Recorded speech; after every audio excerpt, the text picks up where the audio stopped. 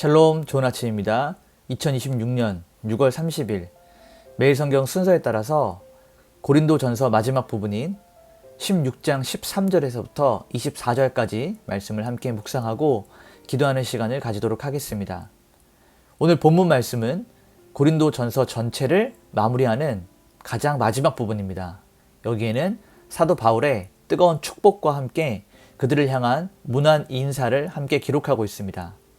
바울은 먼저 영적인 이 수면 상태에 빠졌던 분쟁하고 분열하는 고린도 교인들을 향해서 깨어 믿음에 굳게 서서 대장부처럼 강건하라 라고 말하는 영적이고 또 군사적인 명령을 던지게 됩니다.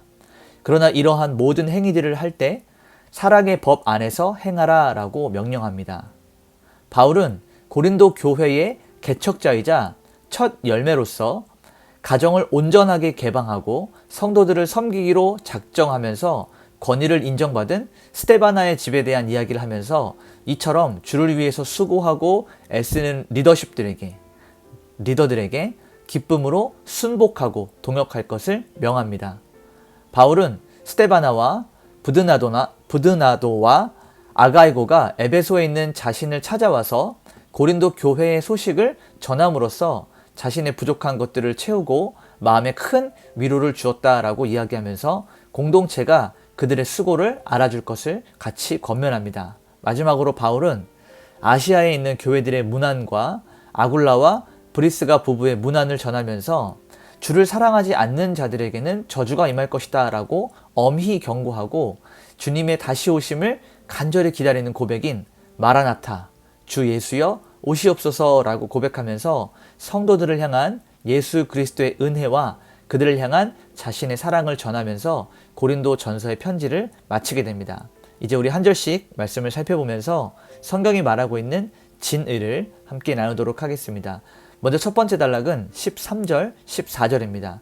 여기에는 이 성도들의 영적인 무장과 또 사랑의 원칙에 대해서 바울이 이야기합니다. 먼저 13절을 보면 깨어 믿음에 굳게 서서 대장부처럼 강건하라 라고 말합니다.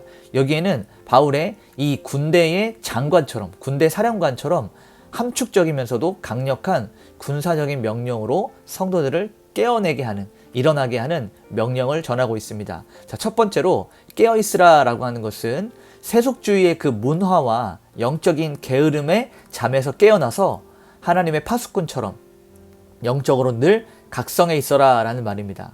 두 번째로 믿음에 굳게 서라 라고 하는 것은 당시에 유행하던 이단들의 어떤 사상과 또 철학들, 세상의 어떤 논리나 이야기들에 흔들리지 말고 오직 이 복음의 반석 위에 견고하게 서 있어라 라고 하는 그 말입니다. 세 번째로는 대장부답게 행하라 라고 이야기하는데요. 대장부답게 행한다 라는 그 말은 환경의 박해나 어떠한 유혹들 앞에서 두려워서 떨고 있는 이런 어린아이와 같이 이러한 연약한 모습을 가지지 말고 성숙하고 담대한 대장부처럼, 어른처럼 행동하라 라고 하는 바울의 권면입니다. 마지막으로 강건하라 라고 하는 것은 내 힘으로 하는 것이 아니라 내 안에 계신 성령님의 은혜로, 성령의 능력으로 이 영적인 근육을 키워서 매 순간의 영적인 전쟁마다 승리하는 것들을 이야기하고 있습니다. 자, 14절로 넘어가게 되면 너희 모든 일을 사랑으로 행하라 라고 이야기합니다. 앞에서 바울이 이야기했던 깨어있으라, 믿음에 굳게 서라, 대장부처럼 행하라, 강건하라 라고 하는 이 말들이 마치 좀 군사적이고 좀 독선적으로 우리에게 조금 부담스럽게 다가올 수도 있는데 바울은 13장에서 다루었던 가장 큰 주제인 사랑을 전제 조건으로 가져옵니다. 그러니까 교회의 모든 행정이나 은사를 사용하는 일이나 권징을 하는 것이나 봉사나 예배나 어떠한 일들이든지 간에 지체를 향한 따뜻한 사랑과 그리스도의 은혜를 가지고 부드러운 통로로 이렇게 사용해야 된다라고 말하는 것입니다. 사랑이 빠진 강력한 힘은 어쩌면 이것이 폭력으로 다가올 수 있기 때문입니다. 자, 두 번째 단락을 보게 되면 15절부터 18절까지 말씀인데요. 여기에는 이 거룩한 리더십들에 대해서 순종하는 마음을 가지는 것, 그리고 동역하는 것에 대해서 함께 이야기하고 있습니다. 자, 15절에서 16절 말씀을 보면 형제들아, 스데바나의 집은 곧 아가야의 첫 열매요 또 성도 섬기기로 작정한 줄을 너희가 아는지라. 내가 너희를 권하노니 이 같은 사람들과 또 함께 일하며 수고하는 모든 사람에게 순복하라 라고 이야기합니다. 여러분, 스데바나라고 하는 이 집안은 아가야 지방이라고 하는 이 고린도 지역에 있는 바울을 통해서 가장 먼저 구원을 받았던 바울에게는 첫 열매였습니다. 그들은 영적인 기득권, 내가 먼저 교회를 왔고 내가 또 교회를 세우는 일에 이바지했으니 영적인 기득권을 가지고 사람들을 위해 군림하려고 한 것이 아니라 스스로 낮아지고 천한 자리에서 지체들을 섬기고 그들을 세우는 이 아주 헌신적인 모습들을 가졌던 자들이었습니다.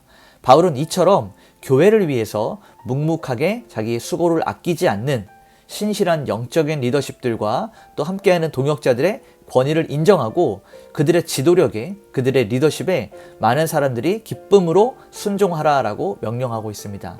자, 17절과 18절을 보게 되면 스데바나와 그의 동역자들은 이 고린도 교회에서 바울이 있었던 에베소까지 먼 길을 찾아오게 됩니다. 그러면서 고린도 교회가 지금 어떠한 상황에 처했는지 그들의 어려운 것들을 함께 전함과 동시에 바울에게 이 선교 헌금을 전달함으로써 바울이 사도로서 또 선교사로서 열심히 활동을 하고 사역을 할 수 있도록 부족함과 그의 목마름을 완벽하게 채워주었습니다.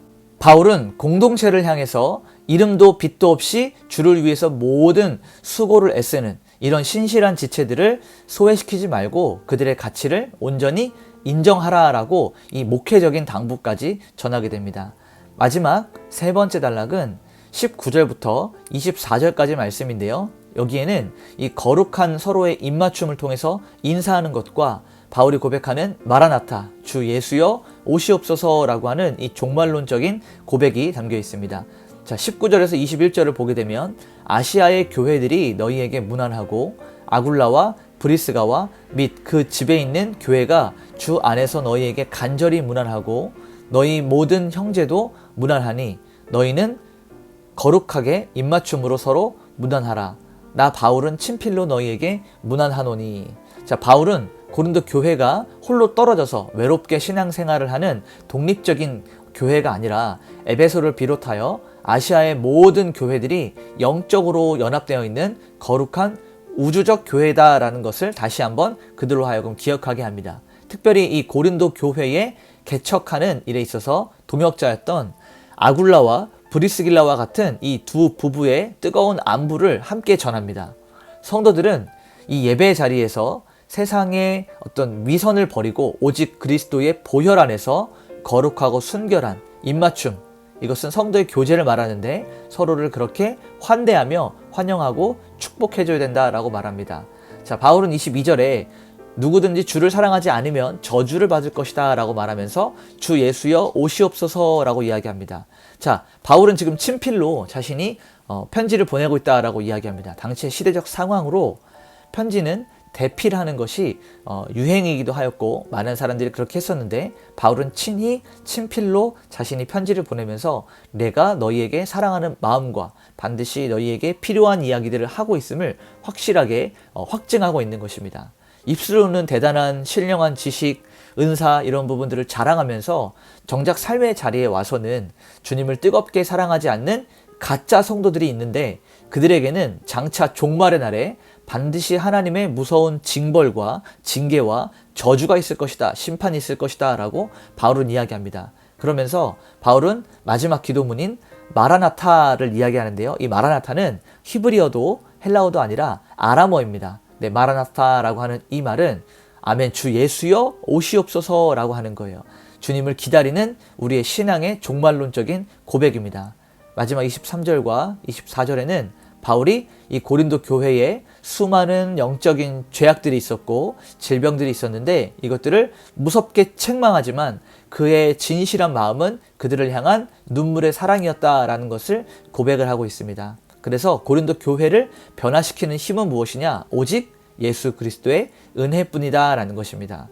바울은 자기에게 많은 상처와 아픔을 주었던 이 아픈 손가락 같은 고린도 교회였지만 그리스도 예수의 심장을 가지고 고린도 교회에 부족한 모든 이 무리들을 따뜻하게 안으면서 편지를 마무리하게 됩니다. 오늘 말씀을 정리하면서 원포인트로 종말의 때가 임박했기 때문에 우리 성도들은 영적인 수면에서 깨어서 잠들어 있는 것에서 깨어서 복음의 믿음 위에 견고하게 서서 모든 일을 사랑으로 해야 된다라는 것입니다.